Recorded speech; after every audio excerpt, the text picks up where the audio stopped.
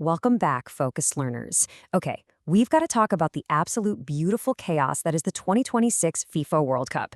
It just kicked off across North America, and let me tell you, the hype is literally already translating into reality.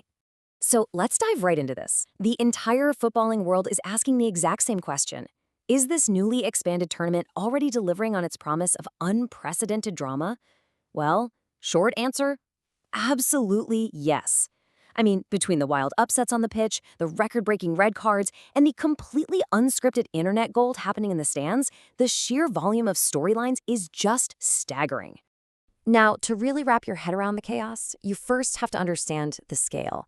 48. That's the number of teams competing this time around. For the first time ever, we've officially ditched the old 32-team format. We're looking at a colossal 104 matches playing out across 16 host cities spread all throughout the US, Canada, and Mexico. Honestly, this massive expansion is the main catalyst driving pretty much everything we're going to talk about today. Here's our roadmap for today's explainer. We'll start with Welcome to the Chaos, then look at dark horses to watch, breakout stars and wonder kids, viral moments off the pitch, the Golden Boot race, and finally, what comes next. All right, dark horses to watch, upending the established order. So this expansion hasn't just added more games, right? It's totally shifted the power dynamics of the whole tournament. With 48 teams, we now have a round of 32. That means the 8 best third-place teams actually advance. It's a massive structural lifeline for giant killers. Take Morocco in Group C. They bring that elite pedigree from their historic 2022 semifinal run. Then you've got Japan in Group F, running this frightening high-press system that, remember, already dismantled heavyweights back in Qatar. Over in Group D, the USA has their most talented European-experienced generation ever, plus an unprecedented home field advantage. And seriously, don't sleep on Ecuador in Group E.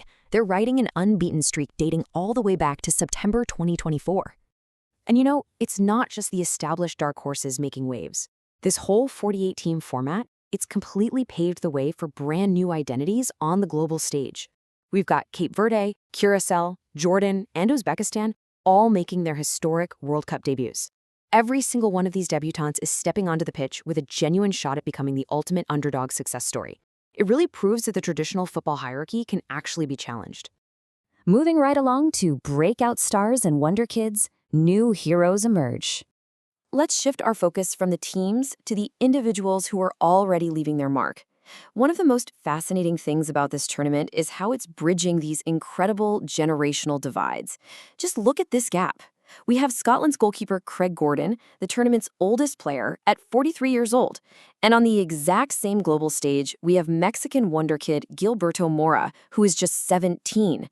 That's a stark 25-year age gap between these two athletes. It really just perfectly captures the sheer scale and diversity of the talent pool here in North America. But hey, let's talk about who's actually putting the ball in the back of the net. 19. That is the massive total goal tally that U.S. striker Folarin Balogun racked up across all competitions for AS Monaco in their 2025-26 season right before arriving here. You know, sometimes players really struggle to translate their club momentum onto the international stage, but definitely not Balogun. He immediately proved exactly why he's a breakout star to watch. He carried that lethal Monaco form directly into the U.S. men's national team opener, scoring a brilliant brace to absolutely thrash Paraguay. And sticking with that theme of club form translating to the big stage, we absolutely have to mention Pavel Solk.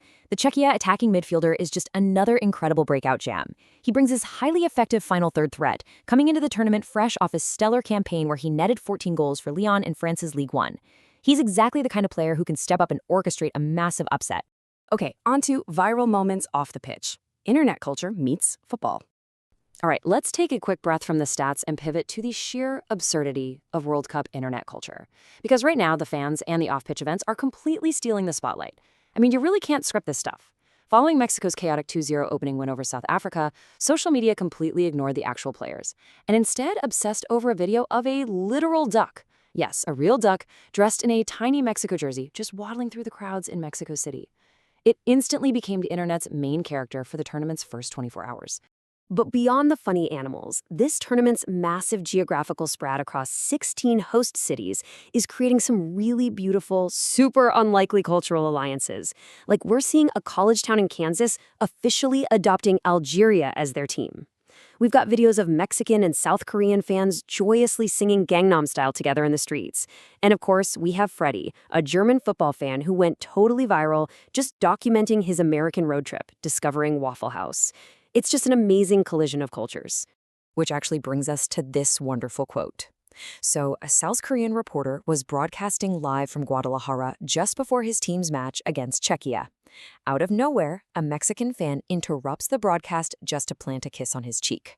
After a split second of surprise, the reporter just smiled and offered a cheerful gracias. It turned what could have been a super awkward situation into this viral, lighthearted internet moment on the exact same day his team secured a 2-1 comeback victory. And then we have the officiating. So, a bit of context here. FIFA introduced a new system where referees actually announce VAR decisions directly to the stadium crowd over a microphone. Well, during that wild Mexico versus South Africa opener, a match that, by the way, featured 3 red cards, Brazilian referee Wilton Sampaio made an English VAR announcement that left literally everyone utterly baffled. The internet immediately flooded with fake translation memes, with fans joking that nobody understands the referee, and that his explanation somehow made the whole decision even more confusing. All right, back to the pitch. The Golden Boot race, chasing history. Let's steer this explainer back to the ultimate individual prize. Thanks to his opening game heroics, Folarin Balogun has actually taken an early lead with 2 goals. But the heavily favored superstars are definitely looming. You've got 19-year-old Spanish sensation Lamine Yamal coming off a 22-goal season for Barcelona, and French forward Ousmane Dembele, who's fired up for a Ballon d'Or push. They are both preparing to strike. Trust me, this race is going to be incredibly tight. But the Golden Boot isn't the only scoring milestone to watch right now. We're looking at a historic race for the all-time World Cup scoring record, which is currently held by Germany's Miroslav Klose with 16 goals. Now, Lionel Messi enters with 13 goals, and Kylian Mbappé is right on his heels with 12. Because this expanded 48-team format adds an extra 40 matches to the tournament, both of these modern legends have a genuine mathematical chance to break Klose's long-standing record over the next month. How wild is that? Finally, what comes next? The 39-day journey. So as we wrap up our look at these opening days, let's pull back and look at the big picture. Here's what you really should take away from all of this. First, the expansion to 48 teams guarantees more giant killings. The math literally just demands it. Second, the newly expanded knockout stages, especially that round of 32, provide a crucial lifeline for underdog teams who might have stumbled in the past. And finally, the sheer scale of the North American hosts guarantees that these beautiful, viral cultural crossovers are going to define the off-pitch narrative of this tournament just as much as the actual football.